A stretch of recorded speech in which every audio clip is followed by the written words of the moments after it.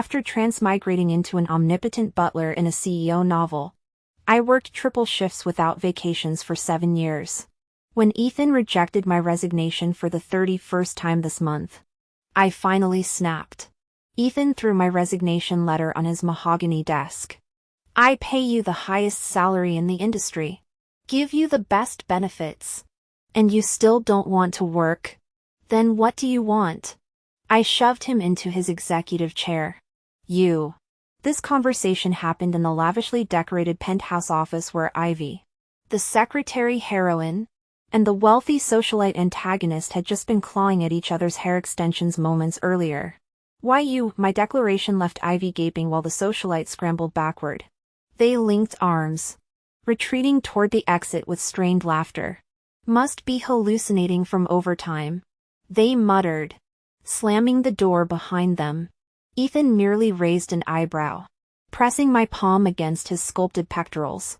Go ahead then, he sneered, breath hitching as I unbuttoned his custom-tailored suit jacket. The silk shirt beneath clung to his feverish skin, my fingers tracing familiar ridges of muscle earned from years of private boxing lessons. He finally grabbed my wrist when I reached his belt buckle. You're serious? I laughed bitterly. What? You think I'm doing this to keep warm? As the Grant family's designated fixer, I shouldn't be this incompetent. But Ethan and I shared a twisted compatibility. He'd personally chosen me despite my flaws. The Grant's ancestral estate sprawled across mountain ranges, its 100-kilometer driveway making escape attempts laughable. I first met 15-year-old Ethan in those suffocating halls where even air molecules seemed to obey decorum. While he topped elite school rankings, I barely scraped by in remedial classes. Today's problems stay today. I'd grin, waving failing report cards. If you can't solve them, just quit. 3 years into being his study companion, I snapped. During our first, and only, skipped class, we scaled the academy's ivy-covered walls. Where to? I'd asked, expecting rebellious thrills. I want to see my mother, he'd said, staring at distant skyscrapers where Mrs. Grant's new penthouse glittered. Now, years later, Ethan trapped my hand against his racing heartbeat. Is this about Ryan's job offer? Or my useless uncle? Do you really think they'll treat you better? He'd rejected my resignation 31 times. 31! So I kissed him. The man tasted like expensive whiskey and repressed longing. His lips softened despite the growl vibrating through them. When my fingers dipped below his waistband, his composure finally cracked. Stop this tantrum, he rasped, adjusting my crooked tie with trembling hands. That Patek Philippe you wanted is already in your quarters. Double year-end bonus? Just be good. I slapped his hand away. Stop bribing me. I quit. The Wilsons had served the Grants for generations, grandfather, father, and now me. We weren't employees but indentured servants. Leaving meant becoming family pariahs. Ethan's eyes frosted over. You'd really abandon me? In response, I bit his lower lip hard enough to draw blood. CEO protagonists in romance novels might be straight as railroad tracks. But I knew his secret, the way his breath hitched when our hands brushed during tie adjustments. How he'd linger in doorways watching me undress. Try me, I whispered, dragging him across the desk. Financial reports fluttered to the floor like wounded doves. Fire me. I dare you. His gold-plated pen rolled into oblivion as we crashed into the carpet. Somewhere beyond the soundproof doors, Ivy was probably hyperventilating into a paper bag. Ethan's choked gasp when I unbuckled his belt wasn't from disgust. It was surrender. Only then did I realize this escape wasn't my idea at all. We'd conspired together. I'd imagined some tragic tale of adulthood regrets. But Ethan dragged me onto a ferry to City B, eventually arriving at his grandfather's estate. His playboy father drove his mother to divorce the Grant family entirely. She took over her family corporation, kept a stable of pretty boy interns, and eventually picked a top university graduate to father her heir through artificial insemination. My reaction? Holy shit. That's badass. But for young Ethan, witnessing this corporate dynasty drama only deepened his longing for normal family warmth, the core reason he'd later fall for his down-to-earth love interest. I gulped my 7th cup of tea as Ethan and his mother sat in glacial silence across the mahogany table. The 5-year-old heiress burst through the tension, flinging herself at her CEO mother with a spelling bee trophy. Watching Mrs. Grant's icy demeanor melt, I squeezed Ethan's hand and whispered, "Want me to teach you 100 ways to look pitiful?" He rolled his eyes and dragged me out. We barely caught the 10 p.m. ferry. Ethan trailed behind me at the dock, lips pressed tight, too scared to face the barrage of missed calls. I spent our last cash on a tandem bicycle. As we wobbled away from the shop, Ethan finally spoke, only for me to clamp my hand over his mouth. "If you dare say I don't want money, I want love. I'm slapping you right here." Pedaling 50 miles through mountain roads nearly killed Maine. When we finally reached the Grant family estate, Ethan casually remarked, "Funny story, I could have called the chauffeur this whole time." Later, watching him kneel bleeding from grandfather's cane strokes while claiming full responsibility for our theme park escapade, I felt guilty peeking through the triple-height library doors. This gilded cage explained everything. No wonder he'd later choose love over legacy and endure the consequences. The next morning, the Grants bought an entire amusement park for Ethan's 18th birthday. As I fumed over his latest academic rankings in bed, any lingering guilt vanished. Time to double down on corrupting the future tycoon. That Friday, we ditched the limo for a red-eye flight. By afternoon, I was white-knuckling through Ethan's death-defying laps at Monaco's premier racetrack club. He emerged radiant with catharsis. I stumbled out green. The subsequent all-night clubbing marathon ended with him dragging my zombie self up a mountain for sunrise. "Thanks, John," he murmured as dawn broke, mistaking my sleep-deprived coma for emotional support. The birthday cake became a croissant shared in some parking garage. By 8 p.m., Ethan materialized flawlessly at his gala while I plotted early retirement from capitalism. Years later, my promotion to Ethan's personal assistant came with unexpected hazards. When I tried leaving for New Year's Eve alone, he blocked the elevator demanding, "Who are you meeting? I'm your chief of staff, not your wife. I need actual human friends." I snapped. His grip tightened. "You promised we'd always be brothers." The billionaire tantrum continued. At 28, he still guarded our bromance like a jealous lover. But I knew better. This wasn't romance. Just another Grant family heir terrified of abandonment. Some things never change. After all, back in college, there were guys who confessed their feelings to Ethan. Back then, I hid my wretched little crush while joining the teasing crowd, only to hear him declare himself a straight man with homophobic remarks. The disgusted look he gave that guy still haunts me to this day. So I brushed him off, bringing my date. Ethan's gaze turned glacial. "Your vacation's cancelled. Come home with me now." Panicking, I cupped his face earnestly. "What date?" "Just kidding. Look at you getting all worked up. We've been best friends for years. Nobody compares to you. Of course we're spending New Year's together. I'd be furious if you ditched me." "Fine then. Ethan. If you want to play dirty, don't blame me for what's coming." Originally tomorrow night was supposed to kick off your drugged-up encounter with the female lead that starts the whole secret pregnancy trope. But with me here? Not happening. Yet all my scheming evaporated the next second. My fingertips registered the abnormal heat radiating from Ethan's ears, our connected skin exchanging warmth. Before I knew it, I'd pulled his face closer. Even knowing his flushed cheeks weren't because of me, fireworks of joy exploded in my chest. Maybe it was the charged atmosphere. Maybe his lack of resistance gave me false courage. Staring at him, I ventured, "Ethan, are you into me?" "You, John. Ethan turned crimson clear to his neckline. All my budding hope shriveled instantly. The riverside fireworks bloomed spectacularly as sky lanterns dotted the heavens. On the commercial square's giant screen, the countdown blared, 10, 9, 3, 2, 1. When I glanced at Ethan, our eyes locked. Amid the roaring crowd, our lips moved simultaneously. I never heard his words. Just as he probably missed my whispered, "Happy New Year, Ethan." By the time I found him at the New Year gala, the drugs had taken effect. Leaning against the hotel's frosty balcony, his cheeks flushed and eyes glazed, he kept slurring my name. John, those desire-laced murmurs nearly undid me.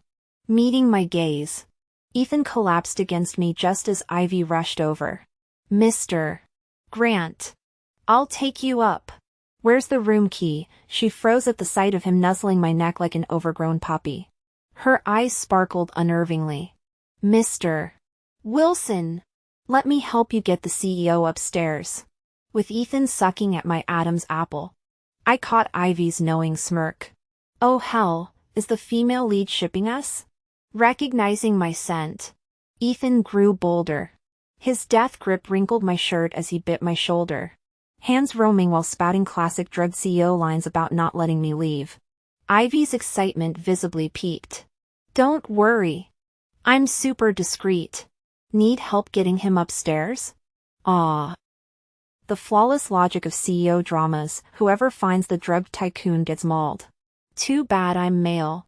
So no secret pregnancy plot for us. I smacked Ethan's head. "Snap out of it. We're going to the hospital." "What? Isn't this just couples roleplay?" Ivy looked genuinely shocked. "Wait, someone actually drugged Mr. Grant? That's illegal." I knew the perpetrator wasn't scared of consequences. Because the culprit was Ethan's uncle.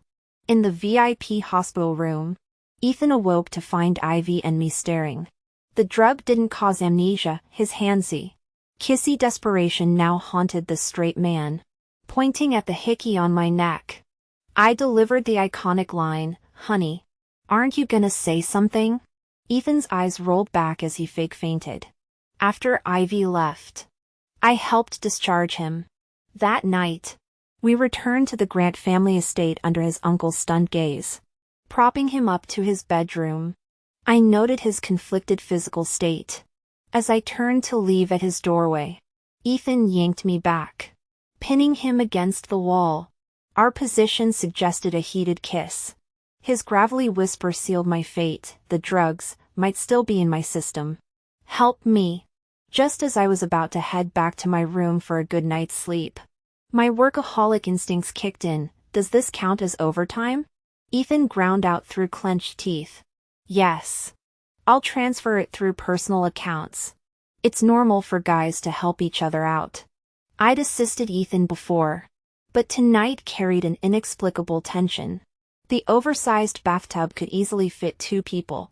Yet Ethan's flushed face looked like he'd been drugged again. Had the antidote really worked? I started doubting the doctor's competence. After all, in tycoon novels, the chances of counteracting aphrodisiacs are slimmer than protagonists surviving amnesia-free car crashes after getting together. His breath warmed my neck as he clung closer than usual. Steam thickened while our body heat mingled, his scorching palm brushing against mine. When he gripped the tub's edge, tilting his head back to gaze up at me with labored breathing, my composure cracked. Seizing the opportunity, I halted my movements with mock solemnity. "This requires additional payment." "I quit." Ethan rose abruptly, robe swirling around his trembling form. "I finally see it. John." He bit out darkly. "You're completely oblivious. Day 1 of this month brought my 30-second resignation rejection. At this rate, Ethan's denied more quit notices than romantic confessions. Office gossip exploded overnight. Eyewitness saw the CEO kissing Mr. Wilson. Rumor has it they slept together. I intervened in the chat. Easy. The subjects are reading this. Endless at notifications flooded in. Give us the tea. We're open-minded. Spill it. John. Did you go all the way? Inspiration struck. This scandal could finally get me fired. The Grants would never keep a butler who lusted after their heir. My fingers flew across the keyboard. Who told you? Yes. We're together. As winter snow blanketed the estate weeks later, I awoke shivering. Frost-laden windows stood open. Bedding stolen. My father and grandfather loomed like executioners. How can you sleep at a time like this? Dad roared. Grandpa's rattan cane lashed out before I rabbit-dodged in fleece pajamas, bolting outside. I'd forgotten this wasn't drama TV. We were living a tycoon novel. Ethan knelt statue still in the courtyard snow. Meltwater tracing his jawline like tears. Grandpa yanked me down beside him via security cameras. From the distant parlor. Old Mr. Grant's stare burned through our hunched forms. Ethan's coat enveloped my shoulders as I noted his blue-tinged fingers trembling beneath the suit. So tycoons do feel cold. What's happening? I chattered. His sidelong glance held frost. Weren't you the one forcing us out of the closet? My plan backfired. He'd confirmed the rumors instead of firing me. You'd rather freeze than let me resign? My fault for being too competent. He couldn't function without his butler. John. The wind carried his whisper. Do you truly hate being mine? Memories surfaced of our 18th year crammed in that tiny car. Young Ethan vowing, as my butler, you'll stay with me forever. The snow kept falling, binding us tighter than any contract. That was the beginning of my heart fluttering. I don't dislike you, I answered softly. Ethan remained silent, worried he hadn't heard. I raised my voice and repeated earnestly, Ethan, I'll never dislike you. I just couldn't bear the thought of someday standing by while you brought the female lead home. Smiling fondly as I said, the young master hasn't laughed like this in years. Ethan, you've already met the female lead. The main storyline has begun. If I don't leave now, I won't be able to suppress my feelings. Cold fingertips brushed against mine before Ethan's hand fully enveloped my own. John, wait a little longer for me, he murmured. I've already surpassed my father and uncle. Just a bit more time and I'll override grandfather's authority to fully control the Grant family. Then I can love you openly. I turned to meet Ethan's gaze, forcing out a strained okay. Wait until you have the female lead's companionship before setting me free? Ethan, you're truly cruel. With forced cheerfulness, I joked. You'd better triple my year-end bonus. Where else could you find such a dedicated employee? Ethan's reply came with unexpected sarcasm, of course. John, your dedication as butler is frankly terrifying. Something felt off about his tone. But maybe I imagined it. The Grant family creed prioritized business above all else. After kneeling in the ancestral hall for 30 minutes, we still had to report to headquarters. Car heaters gradually thawed my frozen limbs as I glanced at my flannel pajamas contrasting with Ethan's immaculate suit. I could have changed clothes first. You're the one who can't be late. Not me. Not afraid of grandfather punishing you again? Never mind. Clothes don't matter. Since that disciplinary kneeling incident, Ethan had moved us both to the Grant penthouse downtown. I hadn't returned to the main estate for weeks, though Ethan made several trips for unspecified reasons. New Year's Eve meant mandatory family gatherings. What? A blind date? I stared at my father and grandfather flanking me on the sofa. Your mother will meet you tomorrow at the foot of the mountain to introduce the girl. Father confirmed. Why arrange this suddenly? His gaze turned piercing. Didn't you claim your relationship with Mr. Grant was proper? Prove it. I won't let our lineage end with you. With practiced ease. I sprang toward the exit while grinning. Even without Ethan, I'd still prefer men. Maybe you and Mom should try for another heir? I dismissed the matter, underestimating holiday gossip networks. That night, Ethan appeared at my door with wine. Drink with me? Arctic winds rattled the floor to ceiling windows while central heating enveloped us. The deceptively sweet cocktail hit harder than expected. One glass left me lightheaded. Planning to meet that girl tomorrow? Ethan asked. I shook my head dizzily, his words dissolving into meaningless vibrations. All I saw were his lips moving, then mine pressed against them. Through the haze, I felt Ethan returning the kiss. Morning revealed Ethan lounging shamelessly in my bed when father burst in. John! Came the ear-splitting shriek.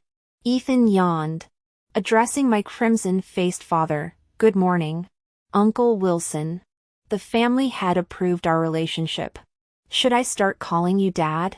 Father slammed the door, likely consulting mother about starting over with a new heir. What relationship? I demanded. Ethan showed me a screenshot from the family group chat, my drunken message stating yes. We're together. Grinning victoriously. Trying to back out now? The delayed realization struck. Ethan might actually love me. Did you do that on purpose? You like me? Ethan sighed helplessly. Haven't I made it obvious enough? His tone shifted abruptly. Besides, you didn't actually think you were subtle about your crush. Did you? I couldn't help recalling that campus confession we'd witnessed during college, but I remember you being homophobic. When that guy confessed to you back then, the disgust on your face was unmistakable. You hated him. Ethan's words brushed against my earlobe with his kiss. I hated him because he confessed in front of you. I was terrified you'd realize boys could fall for other boys too. That you'd see right through the feelings I'd been hiding. He pinned me against the bed. But now I understand if I don't spell it out. You'll keep pretending not to notice anything. His voice softened suddenly. Velvet-wrapped steel. So, will you be with me? Didn't you already know the answer?